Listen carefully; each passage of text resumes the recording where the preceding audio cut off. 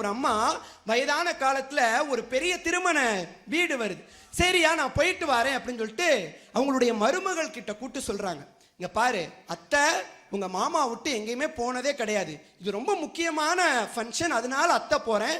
காலையில மாமாவுக்கு 2 இட்லி மட்டும் கொடு, மதியம் கொஞ்சம் கொலசோறாக்கி வெண்டைக்காய் பொரியல் வச்சு ரசம் வச்சு கொடு, நைட்டுக்கு 2 சப்பாத்தி மட்டும் கொடு, அடுத்து 1 டம்ளர் பால் கொடுத்துருமா, இதை கொடுத்துட்டேன்னா அவராட்டு சாப்பிட்டுட்டு தூங்கிடுவாரு அப்படின்னு சொல்லிட்டு போறாங்க. 2 நாள் கழிச்சு வந்து பாக்குறாங்க, அவர் எதையுமே சாப்பிடலங்க. ஏன்னா 8 மணிக்கு கொடுக்க வேண்டிய இட்லி 10 மணிக்கு வந்திருக்கு. காஞ்சி போன ஒரு இட்லி, சப்பாத்தி காஞ்சி போய் அது தனியா கிடக்கு.